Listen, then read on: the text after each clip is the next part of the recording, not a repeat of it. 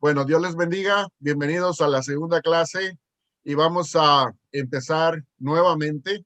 Vamos a tratar de ir adentrándonos en esas cosas básicas para nuestro conocimiento, para poder ir profundizando en las cosas que necesitamos saber. Recuerden que el propósito es poder conocer mejor la escritura. No estamos enfocándonos en cosas ni de ministerio ni de pastoral, y hasta cierto punto vamos a tocar un poco de teología, pero más que nada vamos a tratar de tocar cosas bíblicas, porque nos interesa conocer más la Biblia que cualquier otra cosa para poder rebatir y refutar todas esas cosas que van llegando a nuestros oídos, a nuestro conocimiento respecto a movimientos pseudomesiánicos. Y le llamamos pseudomesiánicos porque hay verdaderos movimientos mesiánicos que están compuestos por judíos, ¿verdad? Verdaderamente, y que tienen un punto de teología, un punto de vista aceptable, pero hay otros que no son aceptables y hay otros que no son ni siquiera realmente judíos mesiánicos, sino que por eso le llamamos pseudomesiánicos. Se vestirán como mesiánicos, hablarán el lenguaje de los mesiánicos, se comportarán como mesiánicos, pero no lo son. Entonces, vamos a ir abundando en eso, pero hoy vamos a tratar de darle seguimiento a la primera clase. De hecho, en la primera clase tuvimos una pregunta que hoy vamos a tratar de responder directamente y tenía que ver con Abel siendo profeta, si ustedes se acuerdan, ¿verdad?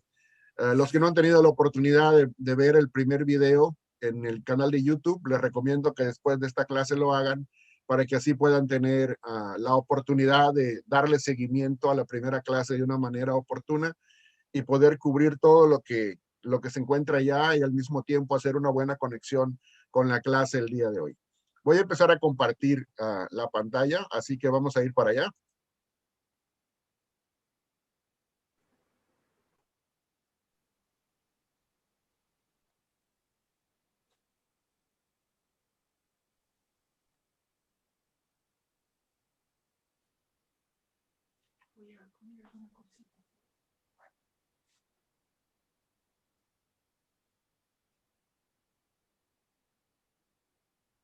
¿Se alcanzan a ver bien?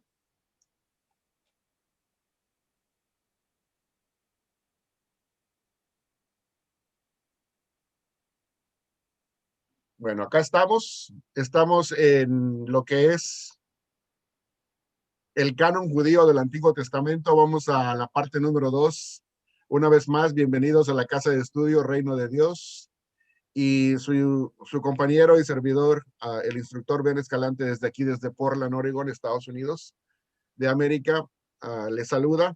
Y vamos a adentrarnos ya en la primera parte. Recuerden que esto ya lo hemos cubierto en cuanto a los objetivos. Les recomiendo que lo repasen en el canal de YouTube en cuanto a la estrategia también. Así que vamos a ir más rápido aquí. Esto también lo cubrimos en la primera clase, nada más lo vamos a repetir de una manera muy rápida para entender qué significa la palabra canon. La etimología viene de la palabra griega canon, que significa caña o vara, y también norma o medida, que a su vez se deriva del vocablo hebreo cané. Ahí tienen el código de Strong, la palabra hebrea 7070, que se utiliza a menudo como un estándar de medición o también para medir cosas en buen estado. Y por extensión pasó a significar la norma recta o correcta y por lo consiguiente la lista de los documentos o conceptos que conforman dicha norma. Ahora vamos a pasar a estudiar el día de hoy lo que es el canon judío del Antiguo Testamento, pero ya no en su forma palestinense o de la tierra de Israel como cubrimos en la primera lección, sino que hoy vamos a cubrir el canon alejandrino, que tiene que ver con la versión de los 70, como es conocida de una manera muy común. Y dice lo siguiente: la Biblia griega, comúnmente llamada Biblia Septuaginta o Biblia de los 70, y generalmente abreviada simplemente con los números romanos 70, es una recopilación en griego koineo común de los textos hebreos y arameos del Tanaj. Ya explicamos en la clase anterior qué significa Tanaj, o lo que es el Antiguo Testamento o la Biblia hebrea. Representa una síntesis en que se subraya el monoteísmo judío o israelita, así como el carácter universalista de su ética. Esto está tomado de Wikipedia y lo hago así para que ustedes puedan encontrar cuál es la fuente de donde lo estoy tomando y puedan ustedes abundar aún más en ello. Podría tomar algún otro tipo de fuente, pero lo que me interesa es que sea algo bastante conocido, a lo cual ustedes puedan recurrir de una manera simple. La Biblia Septuaginta fue el texto utilizado por las comunidades judías de todo el mundo antiguo fuera de Judea y luego por la iglesia cristiana primitiva de habla y cultura griegas. De hecho, la partición, la clasificación, el orden y los nombres de los libros del Antiguo Testamento de las Biblias cristianas.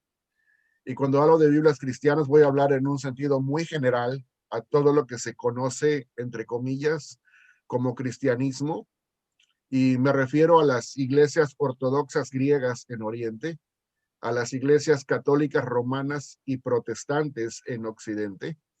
Y acá vemos que esta repartición o clasificación o el orden de los libros del Antiguo Testamento no viene del Tanaj o la Biblia hebrea, como lo vimos la clase anterior, sino que proviene de los códices judíos y cristianos de la Septuaginta.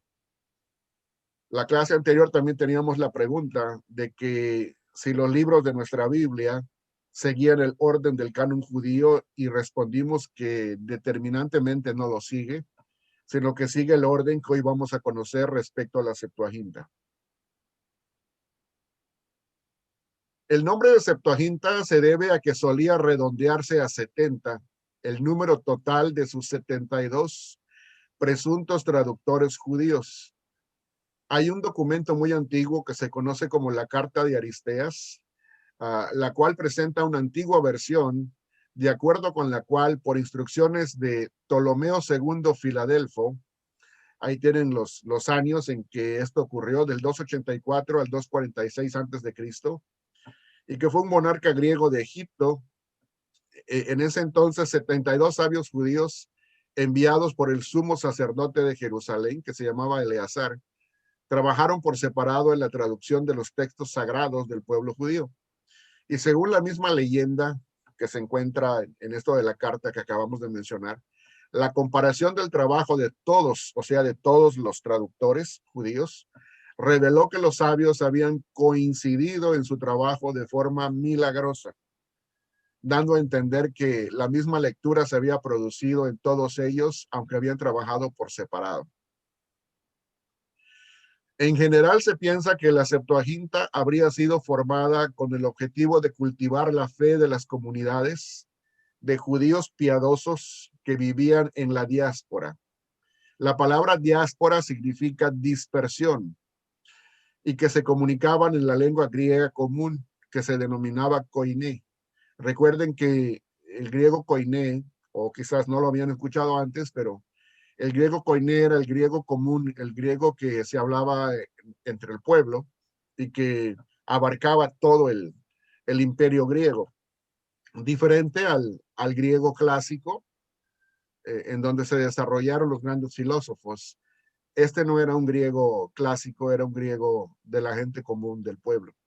En aquella época residía en Alejandría, Egipto, una muy nutrida y numerosa comunidad de inmigrantes judíos. Sin embargo, dado que la orden habría provenido del rey Ptolomeo II Filadelfo, también es probable que la meta de la misma fuera proveer a la biblioteca de Alejandría de una versión griega de los textos sagrados hebreos. Y aquí tenemos una primera tarea de investigación para la casa, que es la siguiente. A todos los judíos o israelitas que vivían fuera de Judea, ya desde el tiempo de la traducción de la Septuaginta, y estamos hablando desde aproximadamente 280, por así decirlo, 250 antes de Cristo, se les conocía que vivían en la diáspora o dispersión. Y hay tres preguntas. La primera, ¿cuántas diásporas eran conocidas? ¿Cuáles eran sus nombres? O sea, ¿cuál era el nombre de cada diáspora? ¿Y cuál era el idioma común de cada una de ellas? Esto es muy importante que nosotros lo investiguemos y lo conozcamos porque es clave en cuanto a cómo entender la escritura para tiempos posteriores cuando empecemos a analizar cierto tipo de doctrinas que los movimientos pseudomesiánicos traen. Vamos al proceso formativo de lo que es el canon alejandrino de la Septuaginta. Dice aquí, para su formación, la mayoría de los escritos sagrados judíos debieron ser vertidos de versiones hebreas y arameas al griego. Su traducción inició en el siglo III antes de Cristo, cerca del 280, y concluyó hacia finales del siglo I antes de Cristo, cerca del 30 antes de Cristo. Inicialmente fue traducida la Torá, o sea, el libro de la ley o el Pentateuco, y el resto del trabajo se completó paulatinamente en los 2 o 3 siglos siguientes. El filósofo judío Aristóbulo, quien vivió en Alejandría, Egipto, durante el reinado del monarca Ptolomeo VI Filometor, en los años 181 al 145 a.C., confirma este dato al referirse a ella, o sea, la traducción, en una carta al rey. Seguimos aquí con el proceso formativo. Hacia el año 70 de la era cristiana, un grupo de rabinos que habían escapado del asedio de Jerusalén, recuerden que en el año 70 la ciudad de Jerusalén fue sitiada por el general romano Tito Vespasiano, pero acá dice que un grupo de ellos logró escaparse de ese sitio, de ese asedio, y se reunieron en Yamnia. Esta ciudad, que se conoce como Yamnia, también se puede escribir con letra J al principio. Algunos le escriben Jamnia, y algunos también le ponen de una manera más hebrea el título en hebreo, que es la ciudad de Yavne. Yavne. Pero en una forma más latinizada es Jamnia o Yamnia. Y allí fundaron una escuela. Y hasta el 95 de la era cristiana, llegaron a un consenso sobre la lista o canon de los libros hebreos que habrían de ser parte del Tanaj judío, quedando establecido así el llamado canon palestinense. Eso fue lo que estudiamos en la clase pasada, y acá estamos viendo que más o menos fue hacia el 95 de la era cristiana, hacia el final del primer siglo de la era cristiana, que es cuando el canon palestinense quedó fijado. Y esto fue para la mayoría de los judíos de habla y cultura hebrea a principios del siglo segundo de la era cristiana. O sea, cuando entra el segundo siglo y el canon ya está finiquitado, ya está terminado y cerrado. El canon palestinense significó, fíjense bien, el rechazo de una serie de textos que grupos de maestros judíos de habla griega habían incluido en el llamado canon alejandrino o Biblia de los 70 en los siglos segundo y primero antes de Cristo. Bueno, vamos a parar allá antes de entrar al canon. Voy a dejar de transmitir la pantalla. Y quiero regresar ahora en este momento. ¿Pueden abrir su micrófono para que podamos platicar un poquito? ¿Alguna pregunta sobre lo que vimos hasta ahora? Sobre el canon de la Septuaginta o el canon alejandrino. ¿Podrías comentar algo de las 3 diásporas? Bueno, son 3 preguntas que tenemos, pero las diásporas es muy importante conocer eso. ¿Comentario o pregunta? Es pregunta. Que si podía comentar algo sobre las diásporas. Sí. Ok. Mi interés es que lo investiguen, pero les puedo decir algo breve. La mayoría de los investigadores nos dicen, los eruditos nos dicen que en el tiempo del primer siglo, para el tiempo de la era cristiana, cuando se está desarrollando la iglesia, existía en el mundo 2 diásporas. Una diáspora que se conocía como la diáspora oriental, que es la diáspora que tenía como su centro la ciudad de Babilonia, en lo que hoy es el país de Irak.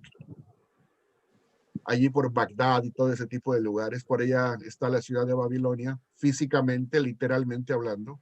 En aquel entonces todavía existía. Y En ese tiempo, de hecho, la ciudad de Babilonia es mencionada literalmente en una de las epístolas de Pedro. Si ustedes leen allá al final de una de las epístolas de Pedro, Pedro dice que está escribiendo o que manda saludos desde allá, ¿verdad? Y es interesante que los que están en todos los esparcidos, y cuando estamos hablando de los esparcidos o los dispersos en la diáspora oriental, estamos hablando de una diáspora que se consideraba hebrea o muy cercana a la vida palestinense, porque de hecho se consideraba a esa diáspora como íntimamente conectada con el pueblo de Israel, Palestina del primer siglo. ¿Por qué? Porque todavía esa diáspora mantenía fuertemente toda su cultura y lengua hebrea o aramea, que es muy parecida. Entonces, se le consideraba como la diáspora oriental y se consideraba que utilizaban el idioma arameo en esa diáspora porque ese era el idioma que habían preservado. Y es arameo, ¿por qué? Porque desde el tiempo en que el idioma fue cambiado al haber sido dispersos, en aquellos países abrazaron ese lenguaje y se quedaron con ese lenguaje. Ahora, existe otra diáspora, que es la diáspora occidental, que es la diáspora en donde nosotros tenemos a los judíos que están dispersos entre todas las naciones, por así decirlo, europeas de aquel entonces. Y en esta diáspora occidental se les conoce como la diáspora helenista. ¿Por qué se les conoce como helenista? Porque eran judíos que aunque vivían en otras partes del imperio, en la parte occidental, habían abrazado y habían adoptado la cultura y las costumbres griegas, en el idioma y en las costumbres, aunque todavía eran judíos por religión. ¿Sí me doy a entender? Todavía seguían siendo judíos por religión, y no me estoy refiriendo todavía a miembros de lo que es el grupo cristiano, sino entre la judería ortodoxa que todavía no era cristiana, esta diáspora conocida como helenista o como occidental, hablaban el griego y habían adoptado costumbres griegas. Por ejemplo, con el paso del tiempo encontramos que individuos de esta diáspora se convirtieron al evangelio. Por ejemplo, el más grande de todos es el apóstol Pablo. Él fue un helenista, ¿verdad? Entonces, ¿por qué? Porque había crecido desde pequeño, había crecido en Tarso. Tarso estaba en el occidente, estaba dentro de la dispersión judía occidental, era helenista, sus padres habían sido helenistas, aunque él desde temprana edad también, digamos muy temprano en su adolescencia, fue llevado a Jerusalén y también estudió allí en Jerusalén, por eso hablaba bien el hebreo, pero después de eso regresó a vivir a Tarso, ¿verdad? Y así lo podemos ubicar como un helenista. Otro helenista y otros helenistas que nosotros ubicamos dentro de la iglesia ya con el tiempo, aparecen en el capítulo 6 de Hechos. Estamos hablando de aquellos que se conocen como los 7 diáconos, ¿se acuerdan? Claro. Esteban y todos aquellos, Felipe, todos aquellos que se mencionan, eran judíos helenistas de la dispersión occidental. Ahora recuerden, en la otra dispersión estaban aquellos que eran considerados de lengua o habla hebrea, aunque también la directa implicación es que hablaban arameo también, y habían mantenido más férreamente las costumbres hebraicas y no habían adoptado las costumbres griegas. De manera que ahí en el capítulo 6 de Hechos encontramos esa misma división entre ese choque. ¿Recuerdan qué es lo que había pasado? Lo que había pasado ya es que dice que unas viudas habían sido desatendidas. ¿Se acuerdan en Hechos capítulo 6? Las viudas griegas. Que las viudas hebreas habían recibido, las viudas hebreas significa que las viudas de aquellos que se mantenían con el habla y cultura hebreos se habían mantenido de una manera mejor supervisadas, mejor atendidas. ¿Por qué? Porque eran de la tierra de Israel. O si hubieran sido de la diáspora oriental, como mantenían todavía la misma lengua, las mismas costumbres, se les apreciaba más. Pero los que estaban en la diáspora occidental, que eran helenistas, se les veía como judíos de segunda clase, por así decir. ¿Por qué? Porque ya habían adoptado otro idioma y ya habían adoptado otras costumbres, aunque todavía eran de religión judía. Pero esas costumbres griegas adoptadas y esa lengua griega adoptada hacía que los malvieran y los vieran como algo de segunda categoría. Entonces, esos son los... Sí. Perdón, una pregunta. Ahorita me estaba recordando de un pasaje en el libro de Hechos, cuando se está celebrando el día de Pentecostés. Por eso es que la Biblia dice ahí que habían judíos de todas las naciones. A mí eso siempre me saltó, nunca entendí esa parte. Ajá, entonces, ahí están representadas. Si ustedes buscan un mapa, van ustedes a encontrar que se menciona 15 diferentes regiones del imperio conocido o de la civilización conocida de aquel entonces. En el capítulo 2 de Hechos habla de judíos de todas las naciones debajo del cielo que estaban en Jerusalén celebrando la fiesta de Pentecostés. Pero si ustedes buscan, van a ver que las 15 secciones o regiones mencionadas hacen un círculo. De manera que ciertas regiones mencionadas pertenecen a la diáspora oriental y ciertas regiones mencionadas pertenecen a la otra diáspora, que es la occidental, la helenística. ¿Sí me di a entender? Gracias, Johan. Entonces, algunas Biblias traen ese mapa, pero ustedes pueden buscarlo. Entonces, la clave es la siguiente.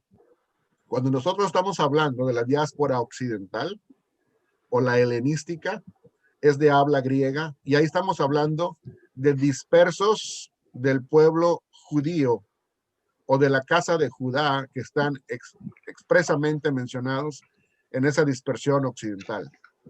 Ahora, en la dispersión oriental, es una cosa curiosa porque en la dispersión oriental o los de habla aramea, ahí habían tantos judíos que habían sido llevados a Babilonia y que cuando regresaron del exilio, una minoría, la mayoría se quedó allá, como también estaban aquellos que habían sido llevados de las tribus del norte y que habían sido dejados en esa área también. Entonces, el área de la diáspora oriental incluía de las 12 tribus. ¿Se me voy a entender? Claro.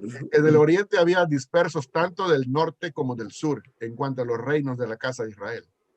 En cambio, en la occidental nada más habían dispersos de lo que es el reino sureño. Eso es muy importante de saber porque Amén. en el primer siglo la pregunta es entonces, las 10 tribus perdidas, ¿qué pasa con esas 10 tribus perdidas? El punto es que en el primer siglo, no hoy lo que se cree hoy día, sino en el primer siglo, y lo vamos a ver más adelante, no se conocía a las 10 tribus perdidas como tribus perdidas, porque se sabía dónde estaban. Estaban bien ubicadas, estaban en una región, y vamos a ver que va a haber una descripción que vamos a ofrecer respecto en dónde se ubicaban y en dónde estaban en el primer siglo. O sea que eso lo conocía el pueblo de Israel.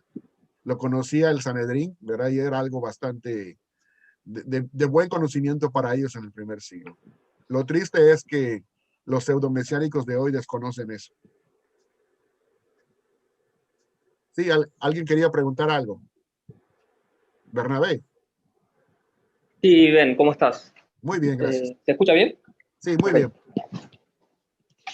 No, volviendo al tema de la Septuaginta.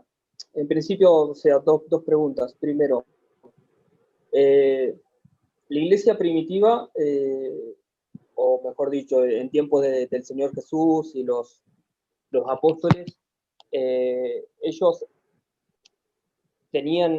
usaban la Septuaginta, o en todo caso después los judíos en Palestina, ¿qué referencia tenían del canon alejandrino?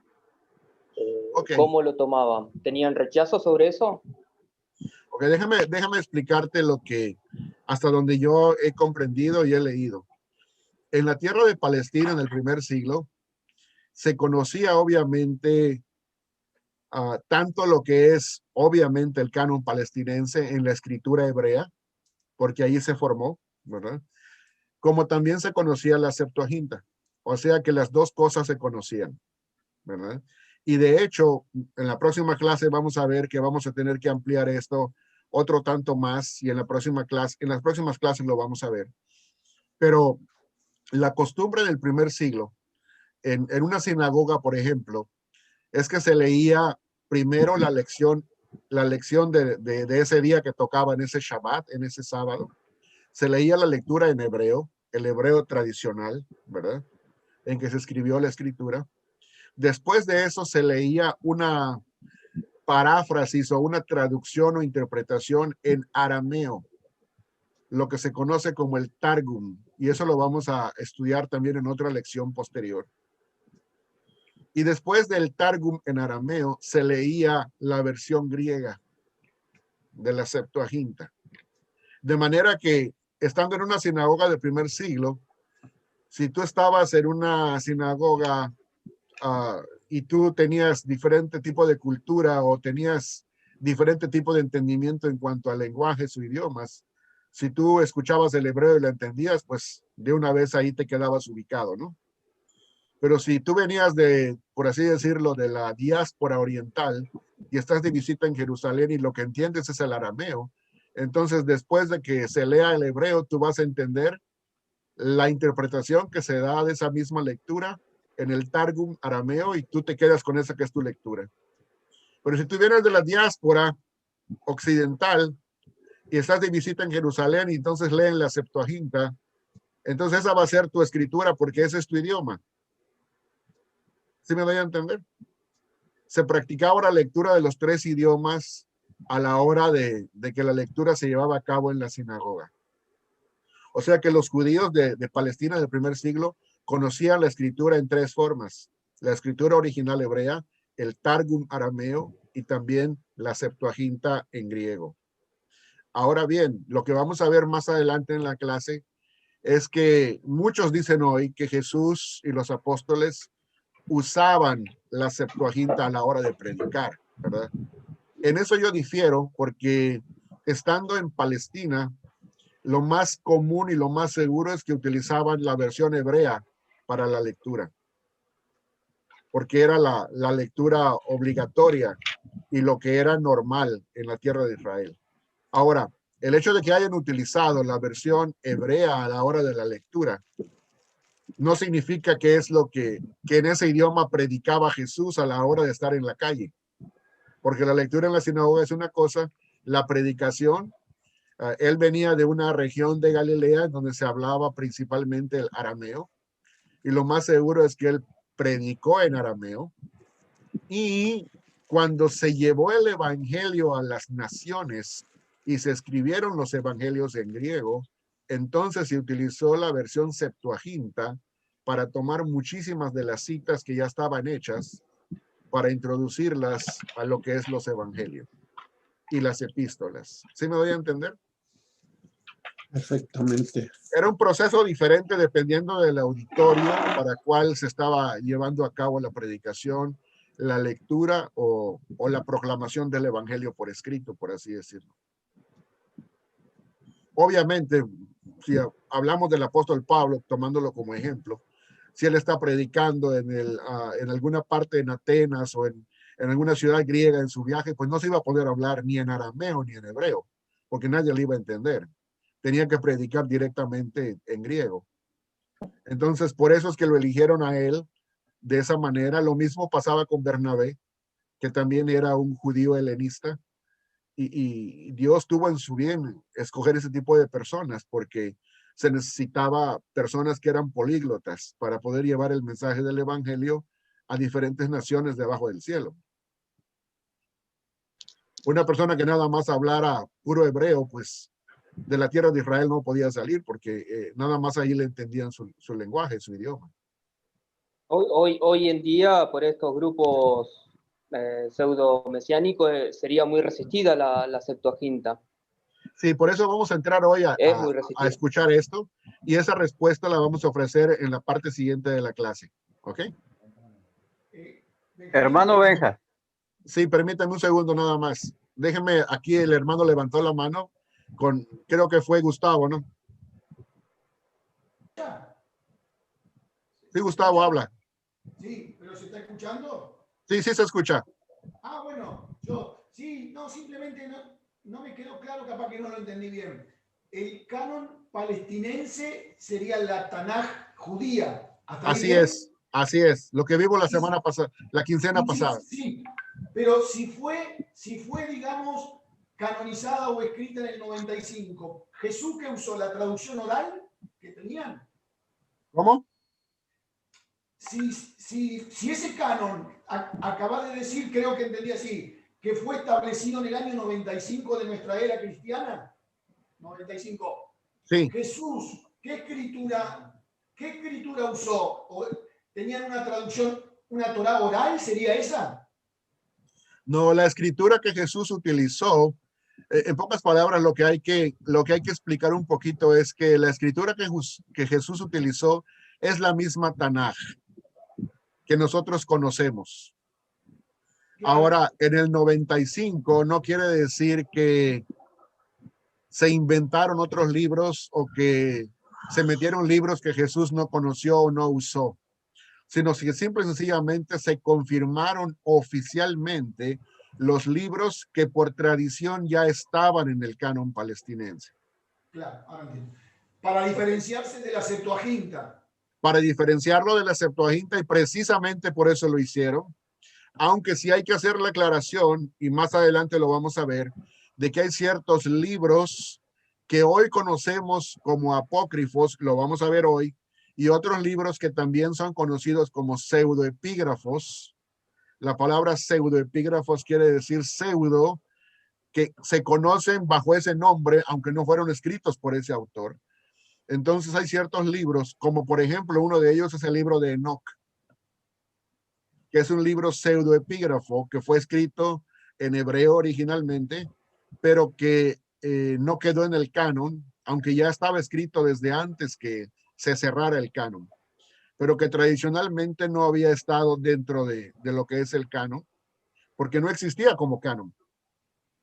Entonces, en ese tiempo, algunos ese libro de Enoch lo consideraban como escritura, algunos no lo consideraban como escritura, pero la mayoría no lo consideraba como escritura durante el durante el primer siglo del tiempo de Jesús. ¿Fue el que usó Judas para la epístola? Sí, ese mismo fue. Ajá. Entonces, en el 95 lo que ocurrió fue la formalización y la clausura del canon.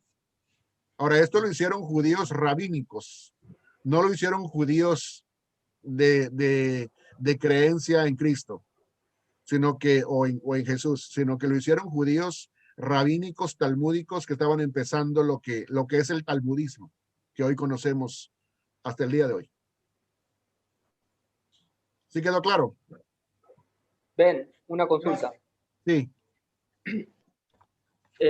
En la definición que pusiste, ¿no? Extraído de Wikipedia, cuando define a la Septuaginta dice, es una síntesis que representa el monoteísmo judío. Por definición, se entiende como que es una síntesis de qué.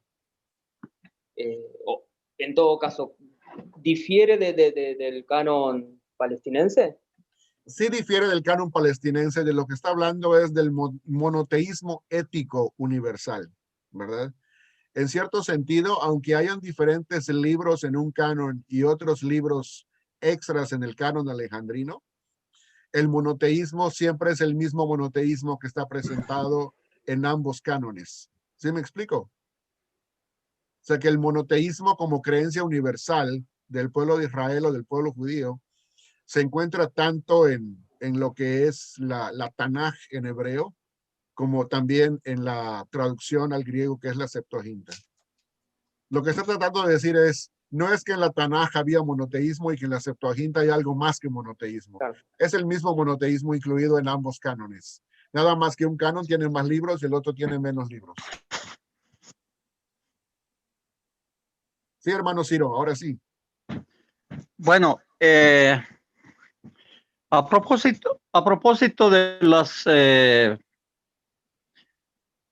de hechos y a propósito de las dos diásporas, tanto la oriental como la occidental, y Hechos 38, ¿cómo conciliamos Hechos 38 y Mateo 28, 29. No le comprendí respecto a Hechos 38. ¿De cuál capítulo es? De Hechos 2, 38 y Ajá. Mateo 28, 29. Habla precisamente, bueno, a la letra dice, bueno, comienza Pedro diciéndoles, sepa pues ciertísimamente toda la casa de Israel que este Jesús que vosotros crucificasteis y matasteis, Dios lo ha hecho Señor y Cristo. Entonces entonces los que estaban ahí, los de la diáspora, compungidos, de corazón, les dijeron a Pedro y a los demás hermanos, bueno, varones hermanos, ¿qué hacemos? Entonces Pedro les dice, bautícense cada uno en el nombre del Señor Jesús. Pero Mateo 28, 19, perdón, Mateo 28, 19, Jesús dice, vayan por las naciones haciendo discípulos, bautizando en el nombre del Padre, del Hijo y del Espíritu Santo. Entonces, ¿cómo conciliamos estos dos versículos? Bueno, buena pregunta.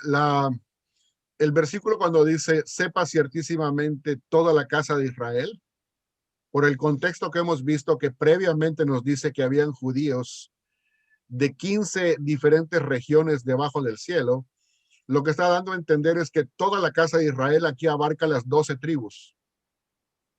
Porque dice que habían judíos, y ese es el término que se utiliza comúnmente, indistintamente para el primer siglo, para todos los descendientes de la casa de Israel, ya sean del sur o del norte. Porque si ya nos dijo que son 15 diferentes regiones que hay, y de allí están representadas todas las partes que el pueblo de Israel o el pueblo judío tenía en el primer siglo, entonces está diciendo que habían representantes de todas las 12 tribus de Israel en ese momento, en el día de Pentecostés. Porque dice, sepa ciertísimamente toda la casa de Israel.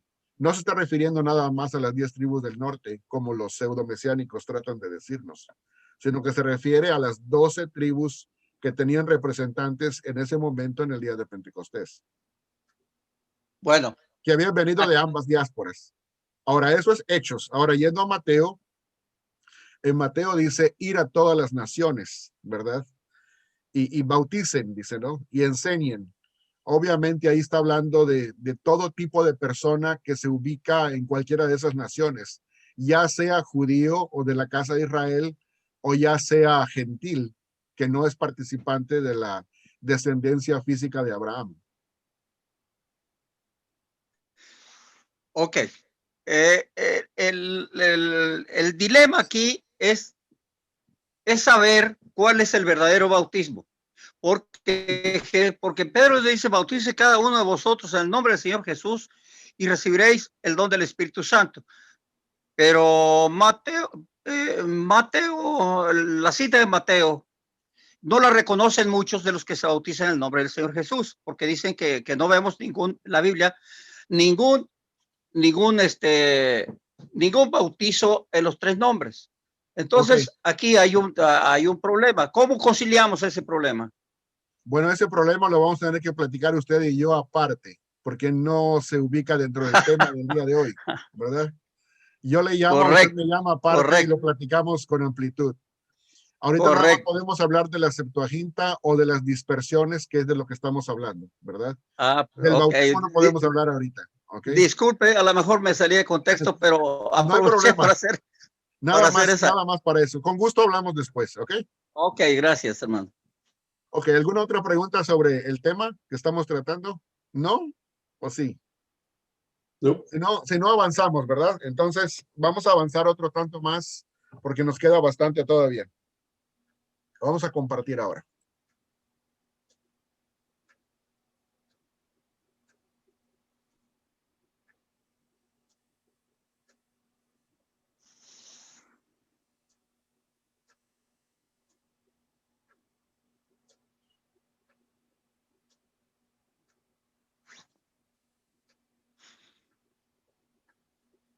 Ok, estamos de vuelta y acá tenemos el orden de los libros del canon alejandrino. Tenemos libros de la ley, que es lo que conocemos como Pentateuco. Aquí todo se nos va a hacer bastante conocido porque el orden de este canon es el orden que nosotros tenemos en nuestra Biblia tradicional. Aquí se van a dar cuenta de que la Biblia evangélica del día de hoy sigue el orden del canon alejandrino de los 70 y no sigue el orden del canon palestinense, que es el Tanaj hebreo. Dice los mismos libros que conocemos como Pentateuco: Génesis, Éxodo, Levítico, Números y Deuteronomio. Luego el orden de libros, en cuanto a los libros históricos, tenemos Josué, Jueces, Ruth, primero y segundo libro de Samuel, primero y segundo libro de Reyes. Estos 4 volúmenes, como 4 volúmenes, se llama Sobre los Reinos. Así se titula en la Septuaginta, y tiene 4 volúmenes, lo que corresponde a los 2 primeros de Samuel y los que corresponden a los 2 siguientes de Reyes.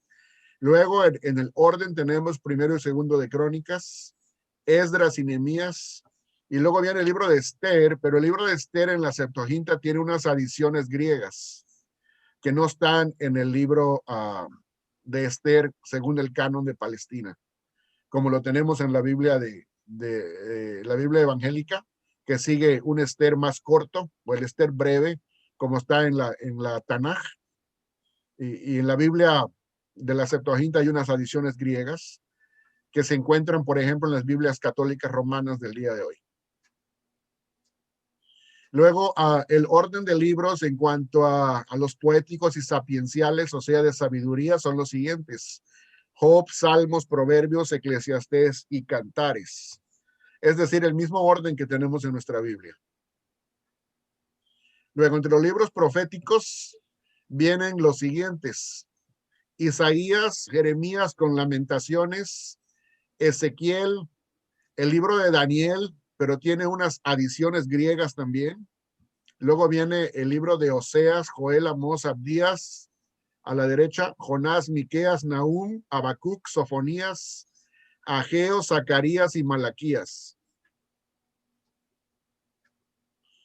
Y acá vamos a ver ciertos libros, o otra manera de ponerlo son otros libros no incluidos en el canon palestinense.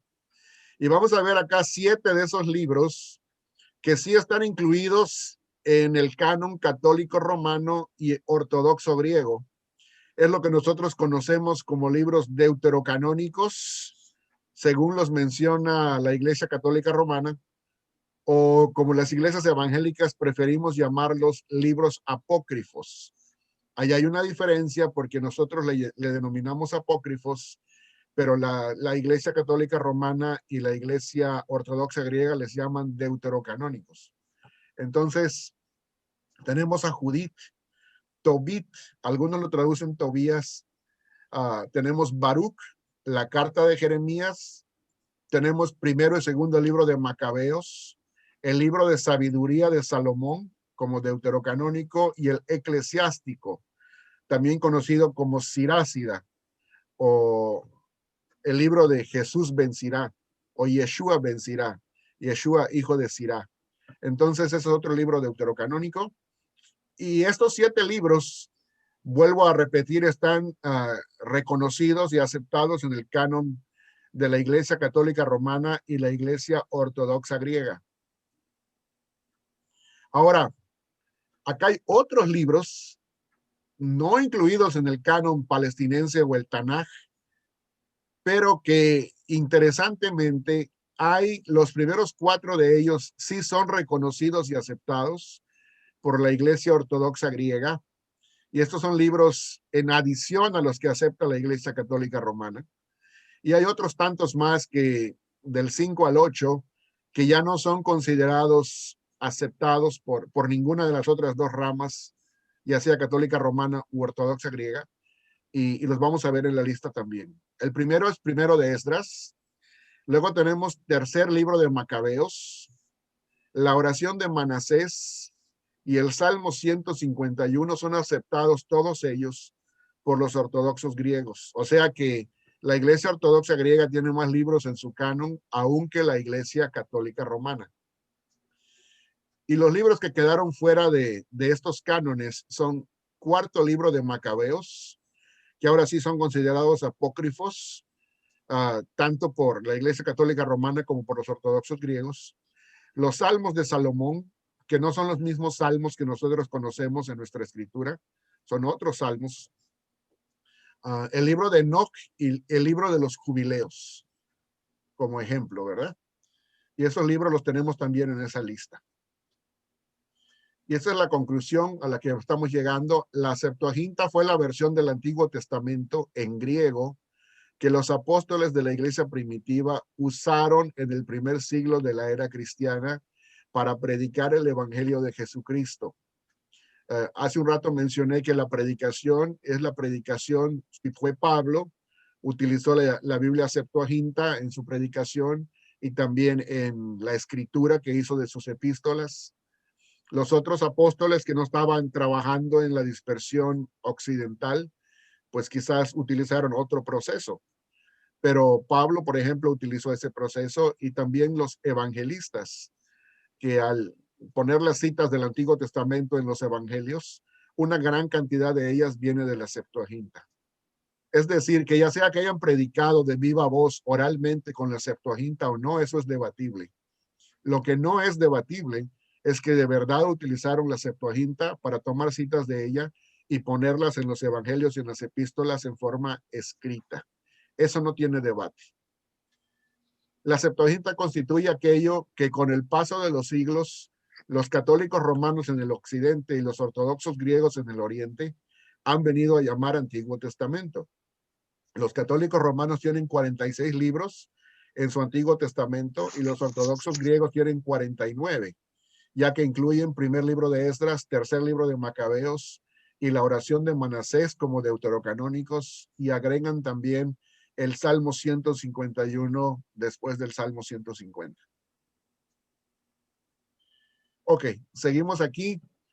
Hacia finales del siglo I y principios del siglo II, el judío Teodosión hizo una revisión de la Septuaginta, tratando en lo posible de hacerla coincidir con los textos hebreo-arameos, con ciertas ediciones propias de esa época, los cuales hoy se llaman los proto-masoréticos, debido a que de ellos se derivan los textos masoréticos de siglos subsecuentes, los cuales ya incluían algunas importantes revisiones tempranas de grupos de rabinos de esos siglos. O sea que ya desde ese tiempo se viene revisando el texto masorético para hacerlo semejante a la versión en griego, que ya no es necesariamente la Septuaginta. Luego dice, entre 123 y 130 después de Cristo, Aquila de Sinope, este es otro individuo, hizo una nueva traducción siguiendo textos hebreos de manera literal. Y luego viene otro tercer personaje que se llama Símaco, el cual hizo una nueva traducción, es decir, en griego, hacia el 170 después de Cristo, en la que buscaba mejorar la calidad de la redacción griega. Hasta ese momento todavía los libros que más tarde fueron compilados bajo el término Biblia solían circular por separado. Es decir, que se llevó un tiempo para que todos estos libros fueran puestos en un solo códice y quedaran en un solo libro. Muchos de ellos circulaban individualmente en diferentes congregaciones de los primeros siglos. Se llevó un buen tiempo para agruparlos a todos y ponerlos bajo un solo libro que se llamara Biblia o Códice. Entonces, eso es importante también saberlo, porque a veces pensamos que todas las congregaciones tenían todos los libros en un solo libro todo el tiempo, y así no fue. Esa es una cosa que es totalmente irreal. Entonces, aquí hay otra tarea de investigación para la casa, la cual van a poder hacer después.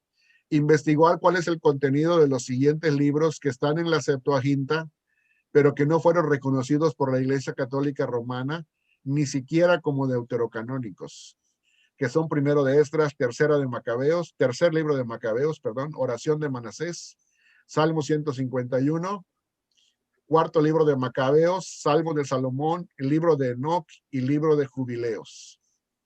Y vamos a parar allá hasta ahorita.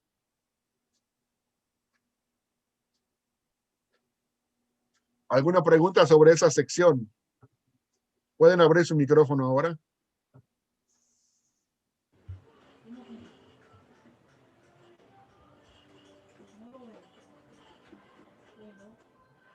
Mi pregunta sería entonces, nuestra Biblia evangélica en cuanto al orden y repartición de los libros, ¿cuál canon sigue? ¿El palestinense o el alejandrino? Alejandrino. Definitivamente. Yeah. De la versión Septuaginta pasó a la versión Vulgata latina, que se tradujo más después, como por el siglo IV, y de la Vulgata latina pasó a las versiones de lo que es los idiomas vernáculos modernos, romances como lo que es el español, francés, inglés, todo eso. Ven, Sí, se ve que estoy medio tardo de entendimiento, pero escuchá, no entendí esto. Los apóstoles usaron la Septuaginta que incluía los libros apócrifos o deuterocanónicos. uh-huh. Los apóstoles utilizaron la Septuaginta que incluía los libros deuterocanónicos y apócrifos como los determinamos hoy. El hecho de que hayan utilizado la Septuaginta que contenía esos libros no significa que ellos directamente hayan usado los libros extras. ¿Sí me dio a entender? Utilizaron la Septuaginta en cuanto a los libros que estaban dentro del Tanaj palestinense. Aprovecharon el idioma en el que estaban. Pero no significa, es como decir yo que utilice una Biblia, digamos, que tenga esos libros extras que no están en nuestro canon y que estén en otro idioma y que yo necesito utilizar ese idioma para predicarle a alguien que entiende ese idioma. Yo voy, utilizo los libros que yo conozco, utilizo los libros que son aceptables bajo mi canon del Tanaj y los demás libros ahí se quedan, ¿verdad? De hecho, hay en comunidades donde solamente llega la Biblia católica romana, versiones católicos romanas, y hay cristianos evangélicos que usan esa Biblia para predicar y Así no es. utilizan los libros. No utilizan los libros deuterocanónicos o apócrifos, ¿verdad? Y la iglesia primitiva hizo lo mismo. Utilizó la Septuaginta para su predicación, sobre todo en la escritura de los evangelios y en las epístolas. Al escribir esas misivas, tanto en los evangelios como en las epístolas, se utilizó las citas de la Septuaginta para no tener que volver a traducir del hebreo al griego. Pero si tú te das cuenta, todas las citas que ellos utilizaron, ninguna de esas citas proviene de libros apócrifos o deuterocanónicos. Y ahí está la pregunta, la profecía de Enoc, ¿no es del libro de Enoc? Sí es del libro de Enoc, pero el libro de Enoc no está dentro de la Septuaginta. Es un libro pseudoepígrafo. Algunos códices lo incluyen, pero la mayoría no.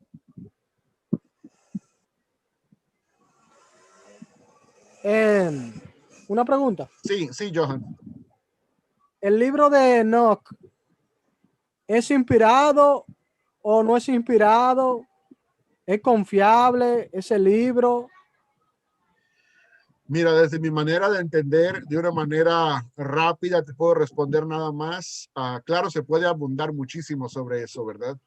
Pero para mí no es un libro inspirado. Ahora, el hecho de que uno dice no es un libro inspirado, no quiere decir que toda la información que contiene ese libro es mentira. Hay que tener cuidado de algo, ¿verdad? Uno puede tener un libro, por así decirlo, y decir, este es un libro histórico. Y en cuanto a la historia, lo que narra puede ser que toda la historia que narra es verdad.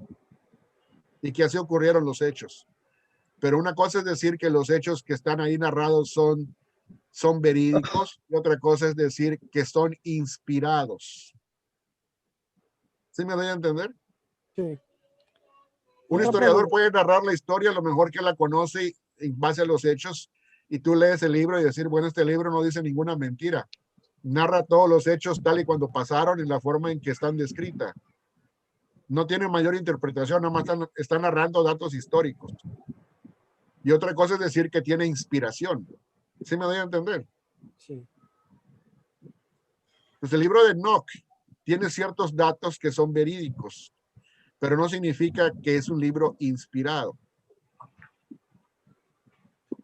Por eso es que cuando se cita en la epístola de Judas, está citando uno de los datos que son verídicos. Pero eso no significa que porque ese dato es verídico, que todo el resto de la información que tiene es inspirada. Son dos cosas diferentes. Ok, bien. Sí, ¿Sí me dio a entender? ¿Sí me dio a Sí, entender? sí. Ok. Otra pregunta sobre el libro de Daniel, que decía incluido el griego. Y hay una, Porque si, a mi entender, por ejemplo, el libro de Daniel se escribió en arameo. no, el libro de Daniel está escrito en hebreo. Una parte, una sección está escrita en arameo, pero la mayor parte está en hebreo. Ok.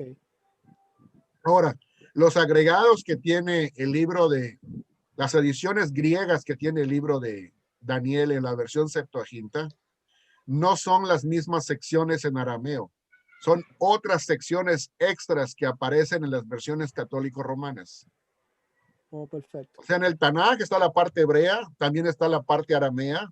Todo eso fue canonizado en el Tanaj, pero en la Septuaginta hay otros capítulos más que nada más aparecen en griego, que están canonizados, entre comillas, como deuterocanónicos en las Biblias católico-romanas, pero es en adición al texto que nosotros tenemos en nuestra Biblia evangélica. Es lo que se conoce como las adiciones al libro de Daniel. Lo mismo ocurre con el libro de Esther en una versión católico-romana. Bien. Por eso es importante tener una versión evangélica y otra versión católica para ir comparando y ver cuáles son las diferencias entre una y la otra. Ok, cuando por ejemplo tú dices una versión evangélica, ¿a qué te refieres? La versión evangélica es la versión que nosotros conocemos tradicionalmente, que tiene el mismo contenido de libros que tiene la versión del Tanaj en el Antiguo Testamento, aunque no estén en el mismo orden. Como la versión Reina Valera, por ejemplo, tiene los mismos libros que contiene la versión del Tanaj, aunque no están en el mismo orden, pero el contenido es el mismo. Bien. Sí, porque quería saber el contexto. Ajá. Porque cuando los mesiánicos dicen, esa Biblia evangélica. Sí, entonces el punto es de que muchas versiones pseudo mesiánicas el día de hoy están incluyendo en sus propias Biblias libros que son, por así decirlo, de la lista de los libros extras que vimos el día de hoy. Algunas Biblias pseudo mesiánicas incluyen el libro de Enoch, el libro de Hazer, otros libros como el libro de los jubileos también ya lo están metiendo dentro de, que es pseudoepígrafe, ya lo meten dentro del canon y lo ponen dentro de la Biblia. Quizás Bien. ustedes no hayan visto esas versiones, pero ya existen. Yo, Les voy a mostrar en físico un ejemplo de una de ellas. ok, lo que tú vas buscando es el Sefer. Así se llama, Sefer. Esta es una Biblia que tiene como 10 libros más de los que nosotros conocemos. Y la utilizan ellos como pseudomesiánicos. ¿Sí me voy a entender? Sí. Y viene de esos libros pseudoepígrafos. Tiene el libro de Enoch y tiene otros libros ahí extras, ¿verdad? Que no son reconocidos ni siquiera por los católicos romanos, pero ahí están dentro ya.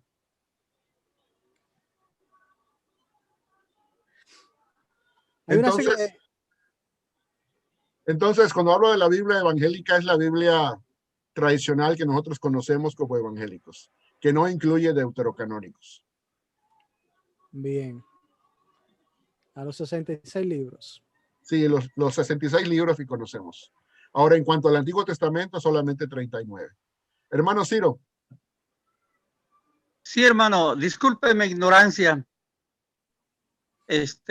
pero ¿cuál es la diferencia entre un libro histórico a un inspirado? Bueno, un libro histórico es como nosotros lo podemos ver y lo podemos identificar como hemos dicho. Por ejemplo, ¿cuántos de ustedes han visto el libro de Macabeos? El primero y el segundo libro de Macabeos en una Biblia católica romana. ¿Alguna vez lo han visto? Yo, Sí, claro, ahí por ejemplo habla de la historia de los macabeos, Hanukkah y esas cosas. Habla de la historia habla de la historia del pueblo de Israel en su guerra con los invasores helenistas griegos del tiempo de ellos, ¿verdad? Contra los seleucos, por así decirlo. Y sobre todo como Antíoco Epífanes y todos aquellos, ¿verdad? Entonces, esos son libros históricos y uno aprende historia de esos libros, pero no significa que son inspirados. La diferencia entre un libro inspirado es como lo dice el apóstol Pablo en su escritura, cuando escribe en 1 Timoteo. Creo que es 1 Timoteo, si no me equivoco, cuando dice toda escritura inspirada. Es útil para esto, dice. Entonces, toda escritura inspirada es útil para corregir, redarguir, instruir en justicia. Ahí habla todo eso. Entonces, para que un libro inspirado pueda hacer todo eso, tiene que tener dos cosas básicas. Tiene que ser inerrante, no contener errores, y tiene que ser infalible, que no guía hacia el fracaso en cuanto a materias de ética, doctrina o cualquier otra índole. O sea, que no te guía hacia un mal obrar, ¿verdad? O hacia un mal creer. Entonces, los libros históricos pueden tener historia muy edificante, pero no son inspirados. No sirven para eso. no Sin sirve para embargo, hermano, corregir. perdón. Sí, Sin embargo, para mí el libro de Enoch, aunque, pues bueno, ya está dicho por usted y lo tengo sabido, que es apócrifo. Sin embargo, ese libro a mí me ha servido como edificación, porque tiene muchas profecías que se cumplen en Jesucristo. gracias por el comentario. Y a mí también me ha servido de mucha edificación. Porque el hecho de que sea apócrifo, como digo, no quiere decir que todo lo que diga sea mentira o que no puede edificar en ningún sentido. ¿Sí me voy a entender? Hay muchos libros que son históricos y que pueden edificar, ¿verdad? Pero una cosa es que puedan edificar o que sean edificativos en ciertas áreas y en ciertas cosas, y otra cosa es que sean libros inspirados para estar dentro del canon. Esa es otra cosa. ¿Sí me dio a entender allá en esa parte? Sí. Ahora, la clase del día de hoy no es tanto para debatir cuáles deben estar dentro y cuáles no deben estar dentro. No se vayan a confundir con el propósito de la clase. El propósito de la clase no es debatir si los que tienen estos libros están correctos y los que tienen otros libros están equivocados.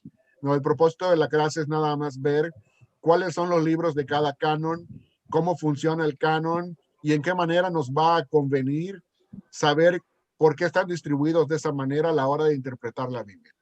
Ese es el punto básico de la lección. ¿Sí me doy a entender? Sí, sí. Ya las minuciosidades de cuál debe estar, por qué sí, por qué no, eso es para otro tiempo, porque es más minucioso y se lleva más cantidad de información. Claro, claro, y que ese debate ya pasó ante años, en el siglo I, la iglesia. Entonces, no lo vamos a debatir ahorita, ¿verdad? Vamos a continuar en este momento.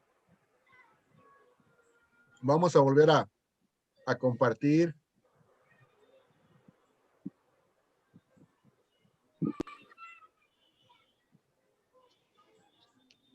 Vamos a algo bien interesante, ¿ok? Ok, ya hemos visto esta parte, ahora vamos aquí. Contraste de mentalidades.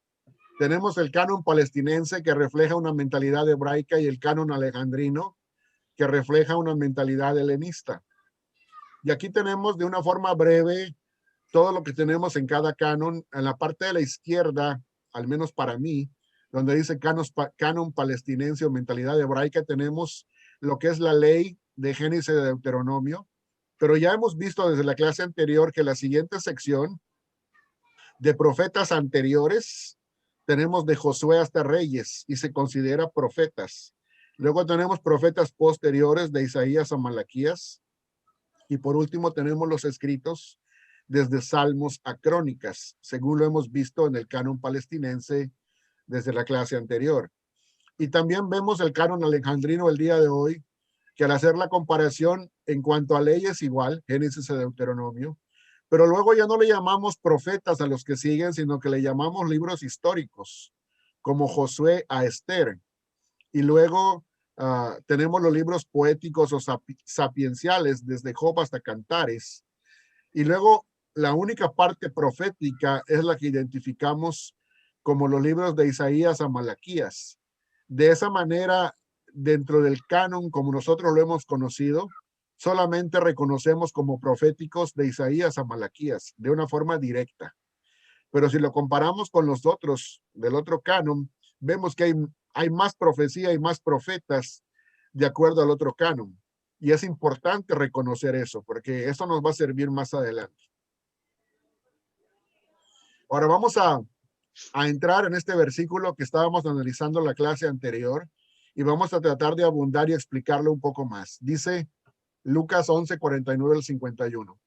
Dice aquí Jesús: por eso la sabiduría de Dios también dijo, les enviaré profetas y apóstoles, y de ellos a unos matarán y a otros perseguirán, para que se demande de esta generación la sangre de todos los profetas que se ha derramado desde la fundación del mundo, desde la sangre de Abel hasta la sangre de Zacarías, que murió entre el altar y el templo.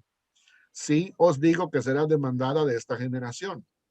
En la clase anterior identificamos que el Abel del cual se habla aquí se menciona en Génesis 4:8 y que el Zacarías del cual se habla aquí es el que está mencionado en segundo libro de Crónicas 24, del 20 al 21.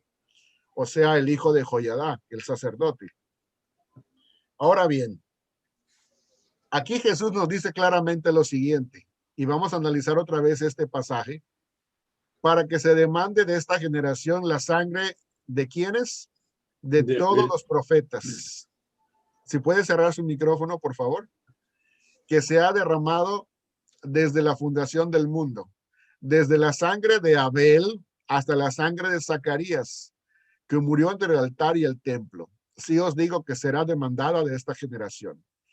Es decir, que según Jesús el Mesías, Abel fue un profeta.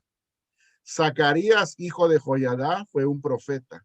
Y muchos otros fueron profetas, empezando desde Génesis, Éxodo, Levítico, Números, etcétera. Esto nos quiere decir que según Jesús, todos los individuos que van de Abel en adelante, todos tenían un aspecto profético. Todos eran considerados profetas. Y acá tenemos un pasaje bíblico que comenta sobre esto. Hebreos 11, del 1 al 40, nos dice que todos estos fueron profetas, según el ente de Jesús. Menciona el verso 4 a Abel, y luego el pasaje que tenemos ahí, Lucas 11, 50 al 51, lo menciona como profeta. Y según ese lente, sería lo mismo con todos los demás. Y acá tenemos varios ejemplos. Enoc está mencionado en Judas 14. Noé está mencionado en 2 de Pedro 2:5. Abraham, Génesis 27. Isaac, Génesis 27, 27 al 29. Jacob, Génesis 49. José, Génesis 44, verso 5 y luego el 15. Moisés, Deuteronomio 34:10. Gedeón en Jueces 8:9, Barak en Jueces 4:6, Samson en Jueces 15:20, Jefté en Jueces 11:30 al 31, David es mencionado como profeta en Hechos 2:29 al 30, Samuel en primer libro de Samuel 3:20, y los profetas, es decir, que tienen libros escritos, los que se conocen como profetas. Todos estos son identificados como profetas, según el ente de Jesús. Y según nos menciona acá Hebreos 11, del 1 al 40. Ahora, déjenme decirles lo siguiente. El hecho de que sean considerados como profetas desde Abel en adelante no es una cosa que nada más a Jesús se le ocurrió. Eso es algo que ha existido en el entendimiento judío desde tiempos inmemoriales. Fíjense de esto. Para poder entender el propósito y significado de Génesis 1 al 11 y su función como una introducción a la Torá, o sea, al Pentateuco, es importante señalar una característica literaria común en los relatos del Génesis. Y no solamente va a ser en Génesis, va a ser en los libros del Pentateuco. Una característica descrita más tarde por los rabinos como lo siguiente: Maasei Avot Siman Lebanim, que significa las obras de los padres son una señal, o sea, una señal profética para los hijos. Así, Maasei Avot Siman Lebanim significa que Moisés escribió relatos o narraciones acerca de los patriarcas, no solo para contarnos acerca de los patriarcas y acerca de aquellos que los precedieron, sino también para decirnos qué les acontecería a los descendientes de esos patriarcas, es decir, al pueblo de Israel étnico en su futuro. Aunque algunos eruditos usan esta frase hebrea para identificar esta característica literaria, otros se refieren a ella hoy como tipología narrativa o analogía literaria. En cierta manera es un tipo de tipología narrativa profética. Y esta cita es tomada del libro titulado La Meta de la Torá, escrito en inglés por los eruditos bíblicos israelíes Seth Postel, Eitan Bar y Erez Soref, publicado por Israel College of the Bible, One for Israel Ministry, Colegio de Israel de la Biblia, Ministerio 1 para Israel. Y esto es bien interesante porque esto nos lo está diciendo tres eruditos que son directamente judíos mesiánicos verdaderos. Son tres eruditos israelíes que viven el día de hoy en Israel, que son israelíes de sangre y que son descendientes de familia de Israel, pero que son creyentes en Jesús, en Yeshua, y que tienen un ministerio que se llama Uno para Israel y que se están dedicando a evangelizar a todos los judíos que no son creyentes en Jesús en la tierra de Israel. Esto es algo que ellos nos lo traen en este libro. En pocas palabras, nos están diciendo de que todos los personajes que nosotros vemos en los 5 primeros libros y en el resto de toda la Biblia del Antiguo Testamento son personajes que en sí mismos son señales proféticas. Y por eso es que Jesús lo vio de esa manera. Ok, entonces regresamos aquí, dice contraste de mentalidades. Según el lente de Jesús, la ley debemos interpretarla desde un punto de vista específico. Debemos interpretarla viéndola como que fuera profecía. Los profetas son profecía. Los profetas posteriores también profecía y los escritos profecía también. ¿Por qué? Porque todos los personajes que aparecen allá son tipos proféticos de algo que va a ocurrir en el futuro, cuando llegara el tiempo del nuevo pacto. Por el contraste, cuando llegamos aquí a la mentalidad helenista del canon alejandrino, el enfoque es que la ley son mandamientos y tendemos a verlos como mandamientos en lugar de verlos como profecía. Los libros históricos los vemos como puramente historia, los libros poéticos y sapensales puramente como poesía y sabiduría, y los libros proféticos son los que vemos entonces de esa manera, como profecía. Pero aquí, en las siguientes diapositivas, veamos lo siguiente, en el siguiente contraste de mentalidades. Según el canon palestinense y la mentalidad hebraica, al Tanaj tenemos que buscarle su sentido, primero profético, porque señalaba hacia el nuevo pacto. Luego su sentido mesiánico, porque se cumplió en el Mesías, Jesús.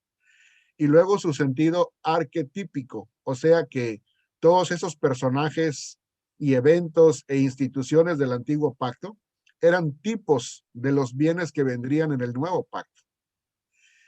Por el contrario, o en contraste, cuando llegamos al Antiguo Testamento y lo empezamos a estudiar en el sentido en que estamos acostumbrados, nos han enfocado a verlo desde su punto de vista literal, lo que dice la letra del Antiguo Testamento, en su sentido legal, lo que ordena o manda, y en su sentido lógico, o sea, nos enseñan a preguntarnos, ¿pertenece esto a Israel o no pertenece a Israel? Como dicen los pseudomesiánicos, si pertenecía a Israel y a Israel hemos sido injertados, entonces en su lógica llegan a decir, bueno, entonces nosotros también tenemos que hacer lo mismo.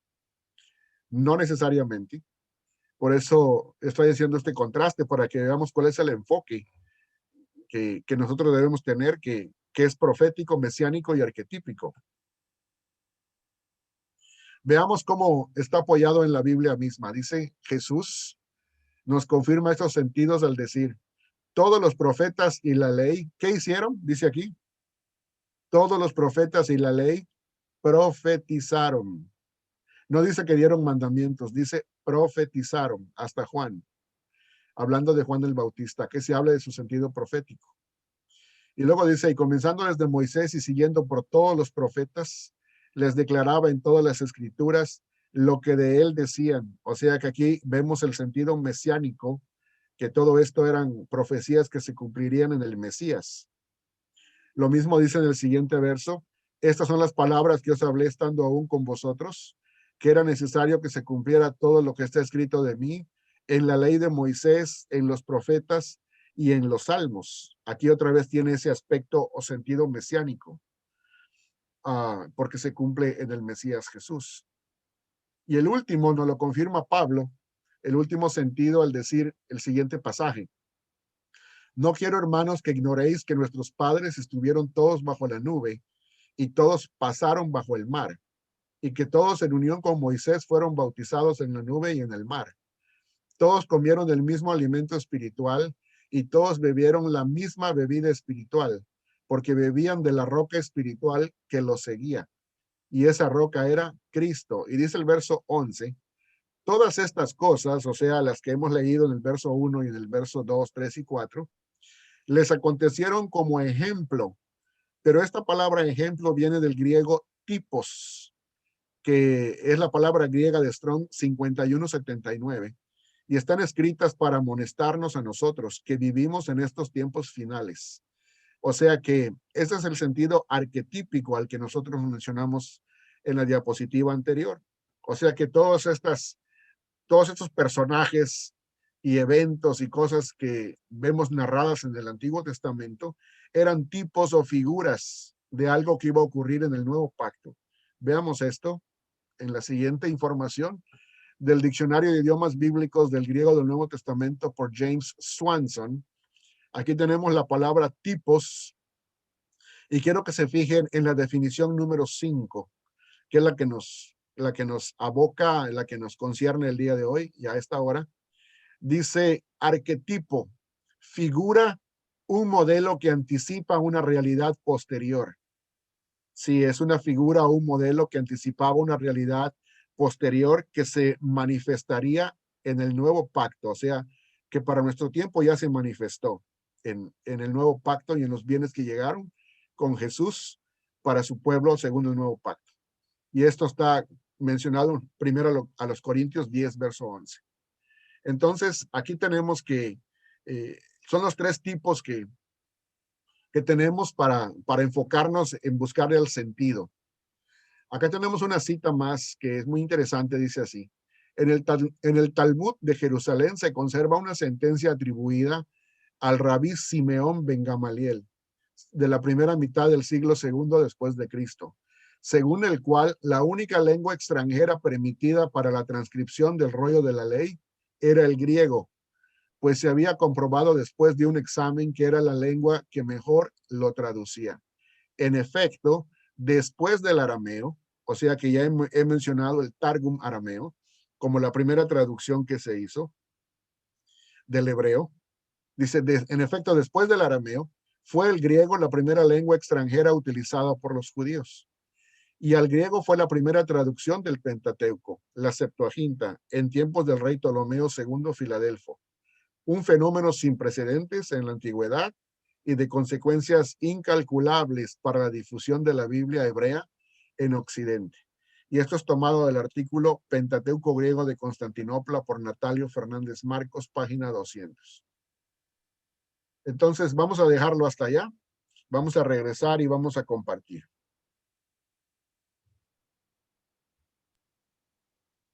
Ahora sí pueden abrir su micrófono. ¿Alguna pregunta o comentario sobre esta sección? Esa parte, ven, Ajá. de los cánones, el palestinense y el alejandrino. Ahí me perdí un poquito donde los profetas. Esa parte la puedes repasar un poquito. Sí, cómo no. Básicamente lo que estábamos diciendo es que cuando nosotros estamos acostumbrados a ver el canon alejandrino, según lo hemos aprendido tradicionalmente, a veces hasta en instituto bíblico, a veces en escuela bíblica o en la enseñanza común de una congregación local, de escuela dominical o por donde usted haya pasado, se nos enseña a verlo de esa manera. Le llamamos ley al Pentateuco, los primeros 5 libros. Luego le llamamos libros históricos a los que vienen. Luego le llamamos, y así sucesivamente, ¿no? Poéticos y sapienciales. Y luego hasta que llegamos a Isaías, lo vemos como que fuera profecía. Oh, pero, okay. pero según el lente de Jesús, profecía es ¿desde dónde? Desde Génesis. Génesis. Desde Génesis es profecía. Y Ya. eso hace que cambie completamente la manera en que debemos enfocar la Biblia y buscarle su sentido. Porque si desde Abel está el primer profeta, entonces tenemos que empezar a entender la Biblia y enfocarla de una manera diferente. Por eso es que a interpretarla de una manera diferente. Por eso les puse ese contraste, porque son 3 los sentidos básicos en que cuando analizamos el nuevo pacto, esos 3 sentidos básicos aparecen, que es el sentido profético, el sentido mesiánico y el sentido arquetípico. Right. Cuando digo mesiánico, no me refiero a mesiánico perteneciente al grupo pseudo-mesiánico de hoy, no. Mesiánico como adjetivo de que se cumple en Jesús el Mesías. ¿Sí me doy a entender? Sí, claro, claro. En su sentido primario de significado. No en el sentido como los pseudo-mesiánicos lo usan hoy, Okay. como que se aplica a ellos, no. Se aplica al Mesías, eso es mesiánico. ¿Verdad? Muy claro. Gracias, Ben. Gracias. Entonces hay que reenfocar ese lente porque así lo veía Jesús. Lo veía como, todo el Antiguo Testamento lo veía como un mensaje profético. No profético en el sentido de que está vaticinando cosas para el futuro, como entendemos a veces la profecía hoy. Esta es una profecía de algo que va a pasar en nuestro futuro, no en ese sentido. Lo está viendo como que los personajes, los eventos, las instituciones del antiguo pacto eran tipos proféticos de cosas que tendrían su cumplimiento en el nuevo pacto y que para nuestro tiempo ya se cumplió. Ahora, el aspecto mesiánico es porque en Jesús el Mesías, con su primera venida, se cumplió todo eso que tanto la ley como los profetas profetizaron. ¿Se acuerdan ese pasaje que leímos hace un rato que decía, porque todos los profetas y la ley profetizaron, ¿hasta quién?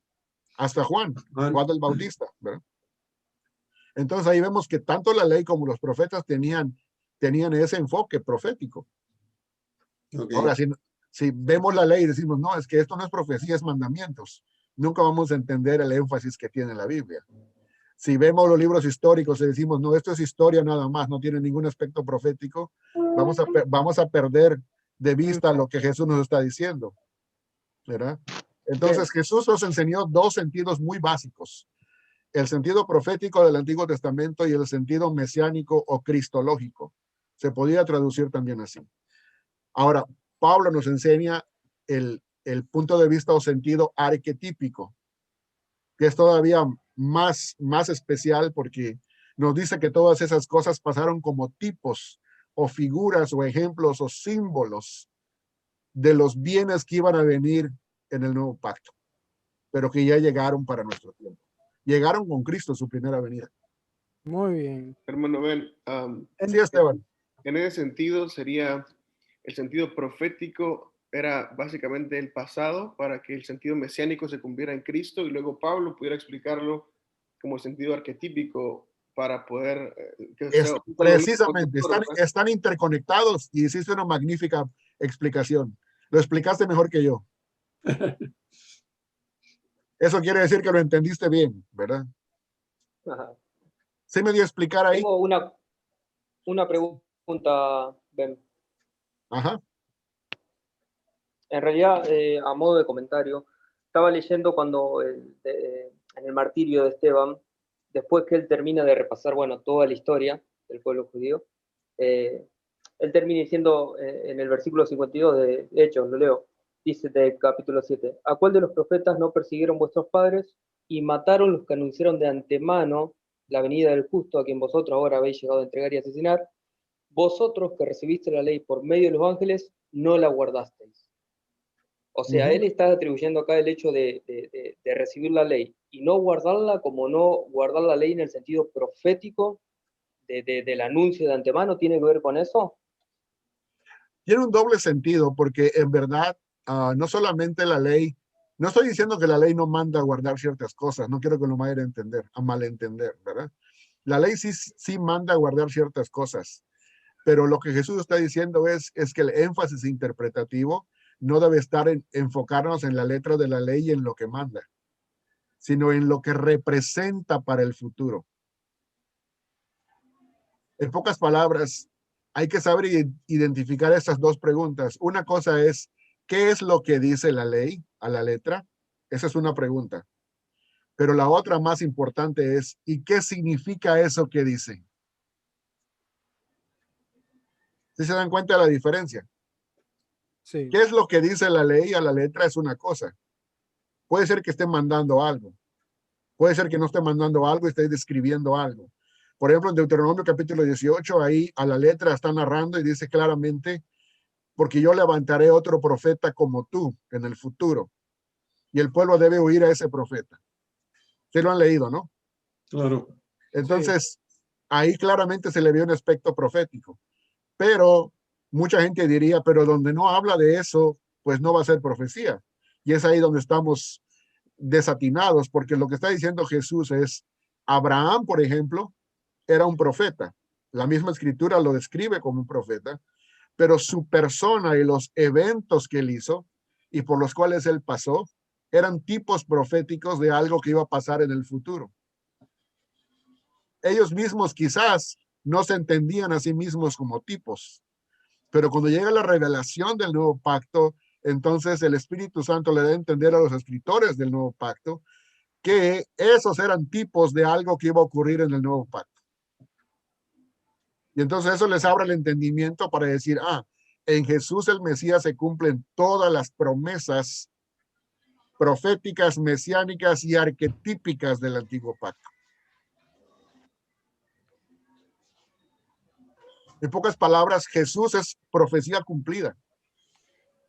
Ninguna de las cosas que estaban profetizadas, ya sea directamente en forma de personificación o en forma de prefiguración, ninguna de ellas las dejó caer en tierra. Todas las cumplió.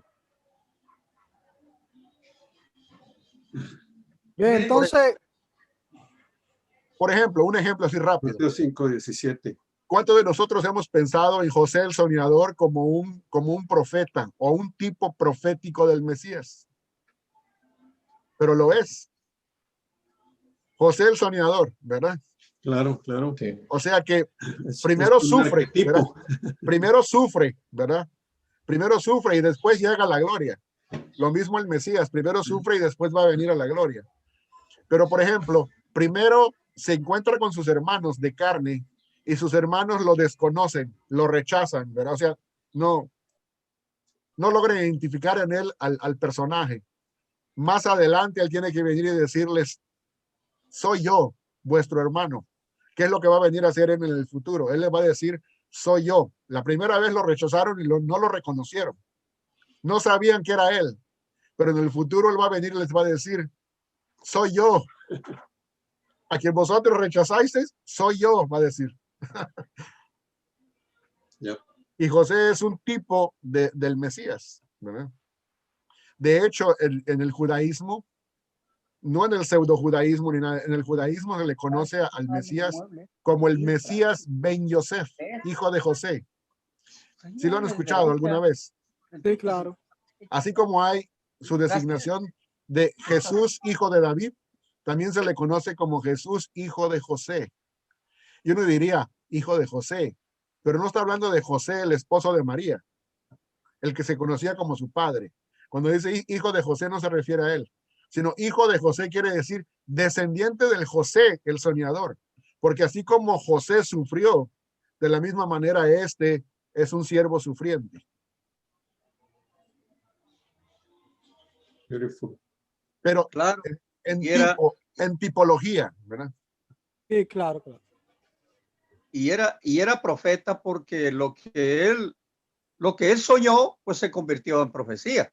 Así es. Entonces, pues, bueno, ese es un hecho claro que nos queda claro que pues sí era profeta, porque él dijo, bueno, yo soñé, tuve una visión así, un sueño, y que fue precisamente por lo que lo rechazaron sus hermanos, hasta su papá se enojó y ¿cómo es posible que que tus hermanos y yo nos vamos a postrar? Pero se cumplió, entonces eso es profecía. Así es. Gracias, hermano Ciro. Claro. Entonces, seguimos. Si no hay ningún otro comentario, vamos a la joya de aprendizaje del día de hoy. ¿Ok?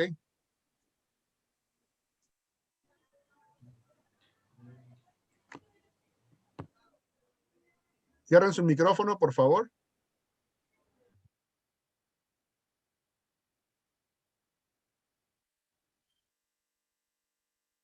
Ok, la joya de aprendizaje es la siguiente. La Septuaginta griega en sí misma no es algo malo. Al contrario, sirvió en su tiempo y en su ubicación geográfica en la lengua o idioma común de aquellos días, griego koiné, a todos aquellos que querían conocer las escrituras del pueblo de Israel y aún mejor, conocer al Dios de Israel. La Septuaginta fue el Antiguo Testamento de la iglesia primitiva y los apóstoles. Judíos mismos citaron las escrituras griegas del Antiguo Testamento, o sea, la Septuaginta, al escribir los evangelios y las epístolas del Nuevo Testamento. La Septuaginta fue la Biblia que los apóstoles de Jesús el Mesías utilizaron para predicar el mensaje del Evangelio de la paz, como dice Hechos 10:36. Y ellos no vieron nada malo en utilizarla, al contrario. El punto aquí es el siguiente. Grupos pseudomesiánicos del día de hoy rechazan todo lo que está en cualquier otro idioma que no sea el hebreo y tratan de decirnos que tenemos que regresar, como requisito, como requerimiento, tenemos que regresar al puro hebreo del Antiguo Testamento. Pero aquí vemos que la iglesia primitiva y los apóstoles judíos mismos no solamente utilizaron las escrituras de la Septuaginta, sino que las citaron en sus evangelios y epístolas. Y si ellos no tuvieron ningún problema en hacerlo, pues nosotros no tenemos ningún problema tampoco.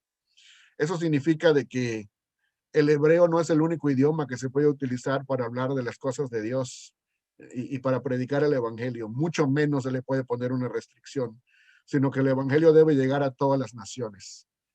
El idioma griego del primer siglo, en el tiempo de la iglesia primitiva, ese era el idioma que era el común denominador en todas las naciones del imperio romano. Era un imperio romano, pero el idioma que todavía dominaba era el idioma griego. Y se tardaría todavía 1 o 2 o 3 siglos más hasta que el latín se impusiera sobre el griego. Pero durante el tiempo en que la iglesia predicó, la iglesia primitiva, estamos hablando de que el idioma griego era el idioma universal de aquel entonces.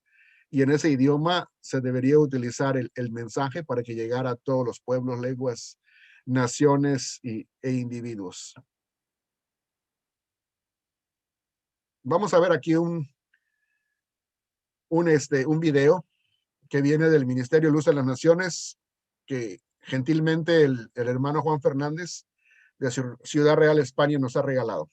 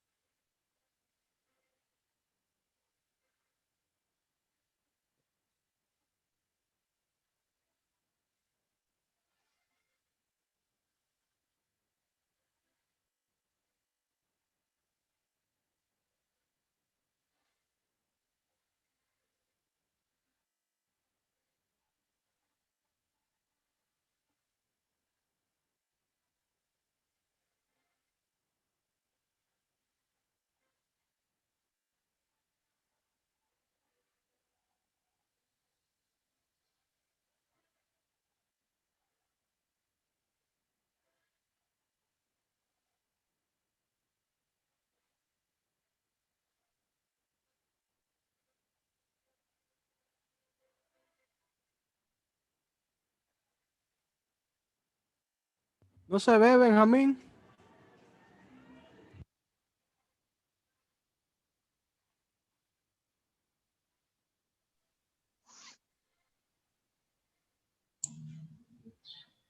Así es, no se ve nada.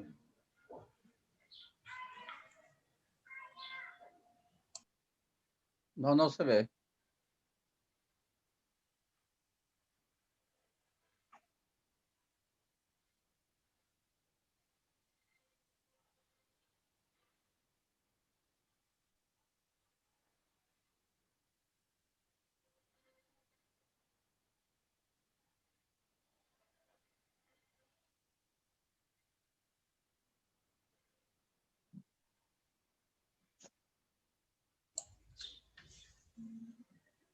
Benjamín.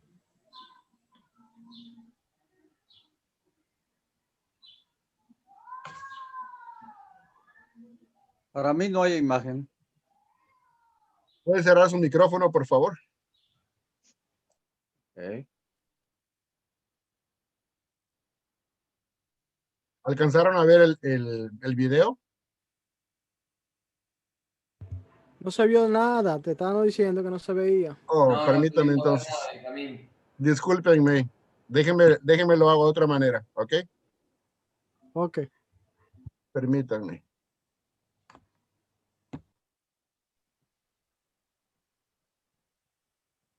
Ahora sí. ¿Se alcanzan a ver ahora? ¿Alcanzan Ahora a ver sí, el... Benjamín. Ahora sí? Muy bien. Ahí va. Ahora sí. Ahí va.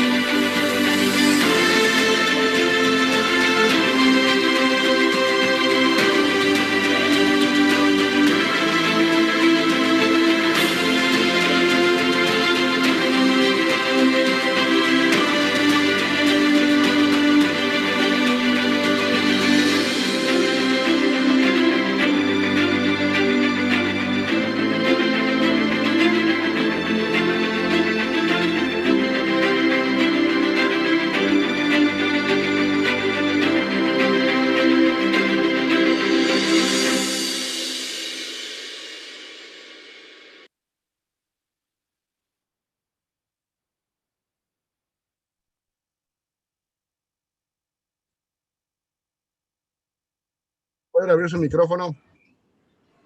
¿Qué les Ahora pareció? sí, ¿Qué les pareció? el Evangelio de la Paz. ¿Les Claro, gustó? se acabó la guerra, todo ha terminado. Consumado es. Y Así es, Jesús es nuestra paz. así es. Con Él vivimos en paz. Lo interesante de todo esto es que cuando hablábamos del mensajero de la paz y que él proclama esa paz para nosotros, eso fue lo que la iglesia primitiva hizo, precisamente proclamar el mensaje de la paz, pero lo hizo en el idioma griego, imagínense, para aquellos que vivían en toda la parte occidental del imperio. Y que alguien venga a decirnos hoy día de que no se puede predicar en griego, que no se puede predicar en español, inglés, francés o cualquier otro idioma, ¿verdad? Y que nada más puede hacerse en hebreo, pues tampoco difícil eso. Ok. Recuerda a una época en la historia en la que solo se podía predicar en latín. No sé por qué. Ajá. Entonces, Benjamín, ahorita tú mencionaste los contrastes sobre hebraica, que es la mentalidad, el enfoque que nosotros tenemos que tener, ¿verdad? Así es. Esa como visión. Otra cosa sobre Jesucristo, porque nosotros, ¿verdad? Estamos aquí. Se mencionó a Jesucristo, también se mencionó a Jesús. Es malo mencionarlo, debemos de decir Yeshua Mashiach o Jesús el Mesías, ¿sí?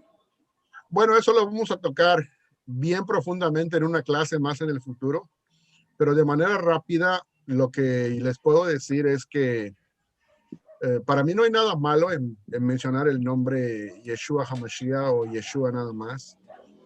Como tampoco hay nada malo en mencionar Jesús, Jesucristo, Jesús el Cristo, Jesús el Mesías. Para mí todos son aceptables y todos son equivalentes.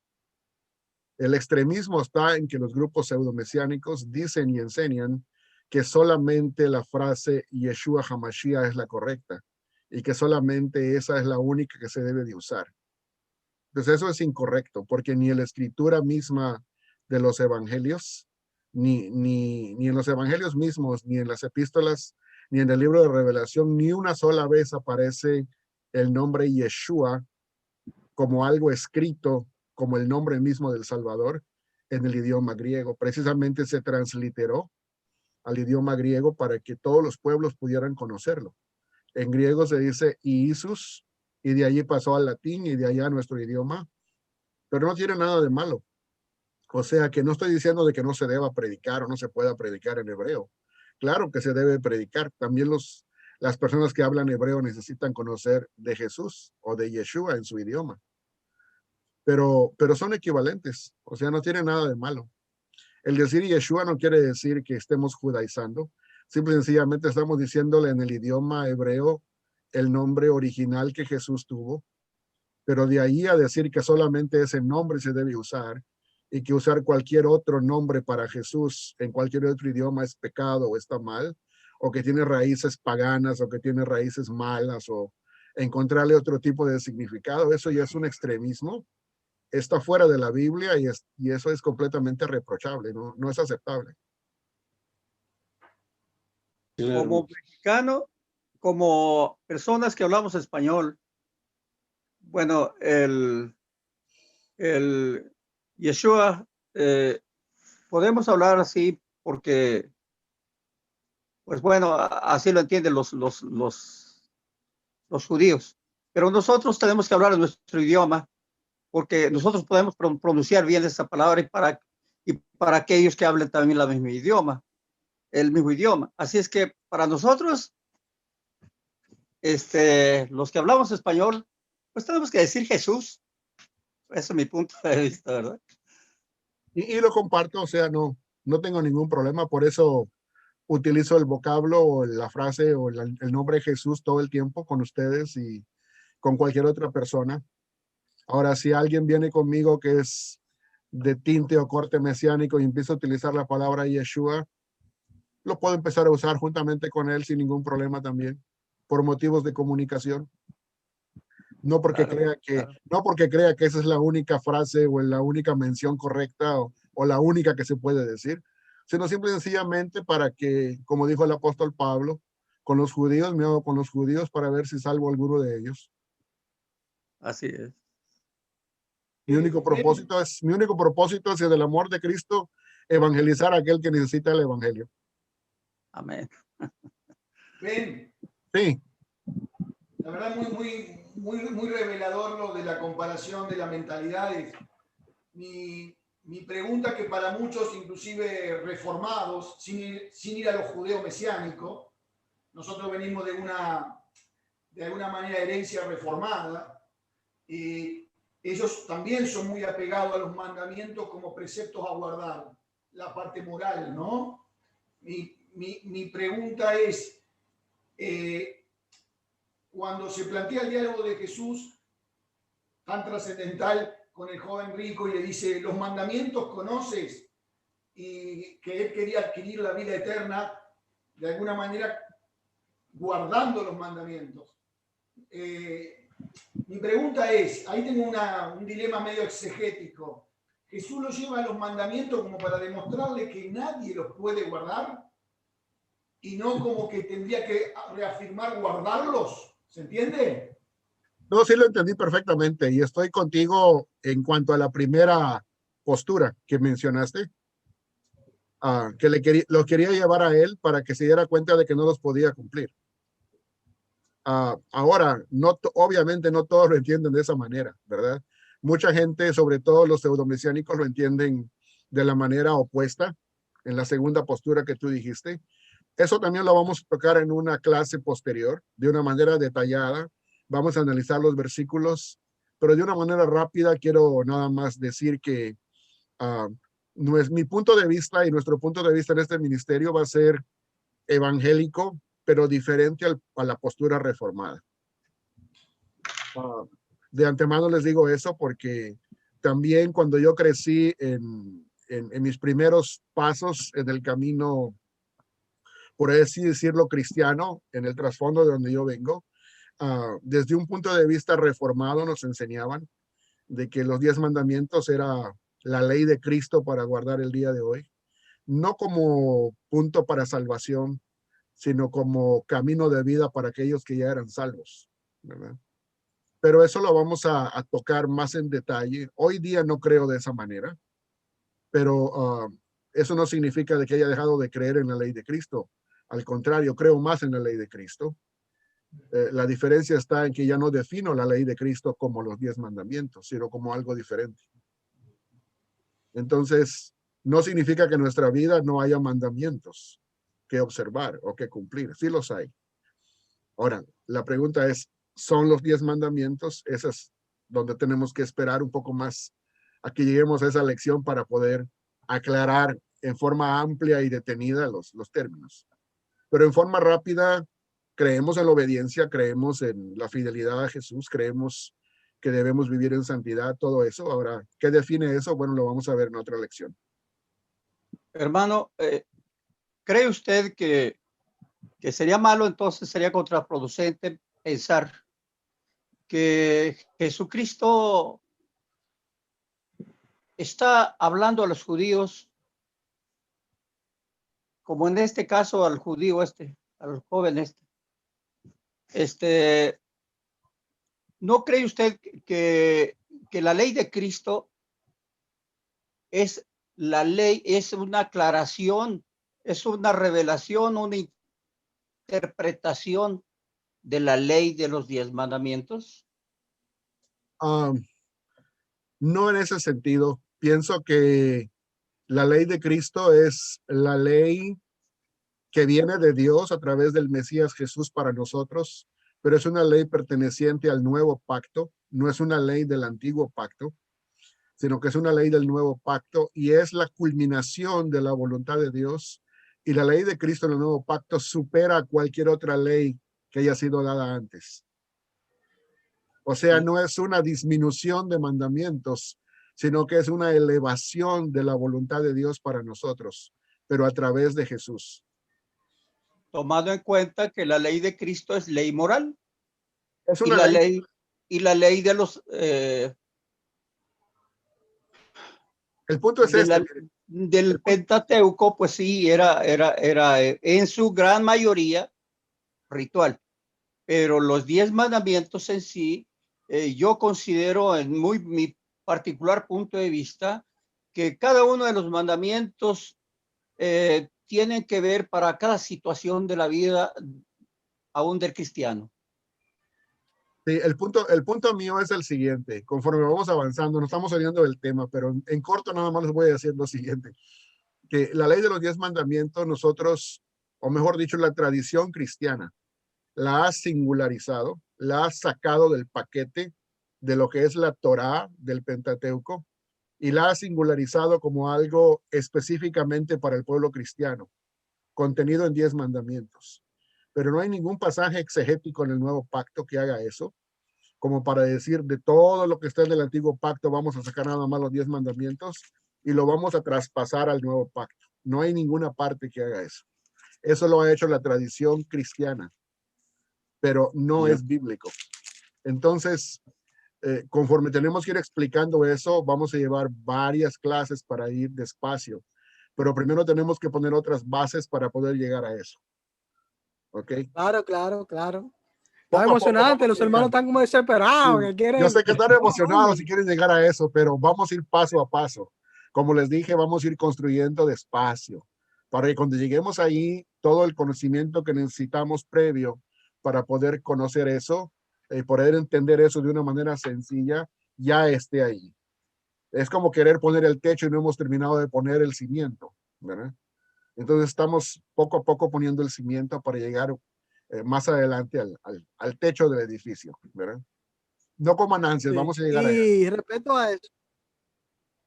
a eso, en tu libro, tú hablas de eso, que él lo puede leer también, sobre los mandamientos. Él ya los leyó, ya leyó los dos, sí, así que por eso está preguntando. Bueno. pero sí, y podemos seguir hablando de eso aparte, hermano Ciro. Déjeme nada más terminar la última parte de la clase rapidito para que podamos terminar pronto, ¿ok?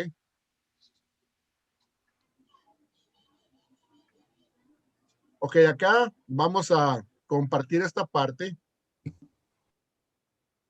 Y acá tienen ustedes los materiales de la bibliografía. Tienen una página de la web que se llama bibliatodo.com, donde pueden encontrar lo que es la Septuaginta al español, traducida por Guillermo Huneman, que si no me equivoco, creo que fue chileno. Luego tenemos también una página web para descargar el archivo, si lo quieren bajar ya a su computadora directamente y tenerlo allá, la versión Septuaginta en español. Ahí tienen el archivo donde pueden ir para conseguirlo. Luego, les voy a mandar la introducción de la Biblia Septuaginta al español. En físico es una traducción que tiene 4 tomos, bastante amplios, pero yo nada más les voy a mandar la introducción a lo que es el primer tomo, que es del Pentateuco, y bastante interesante el trabajo que hizo Natalio Fernández de Ediciones Sígueme, para que ustedes lo conozcan. Ya después, si ustedes lo quieren conseguir en físico, son 4 tomos, es una buena inversión.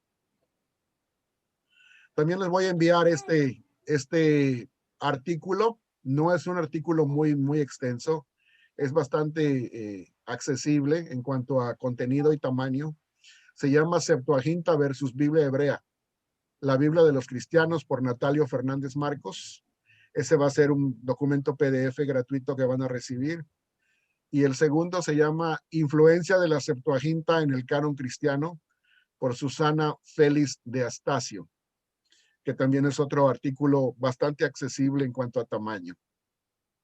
Y eso es el final del día de hoy de la clase, ¿verdad? Tienen allá el canal de YouTube. La vamos a grabar y la vamos a poner también allá. Cuando visiten el canal, por favor, si no se han suscrito, suscríbanse y pónganle un like a lo que estén viendo para que podamos ir notando eso y viendo qué es lo que es más beneficioso para el canal, ¿ok? Pero no se olviden de suscribirse si no están suscritos. Así que con eso concluimos la clase el día de hoy. No sé si hay algún último comentario, ¿verdad? No se olviden leer los artículos conforme lo vayan recibiendo, para que vayan poniéndose al día y sigan avanzando.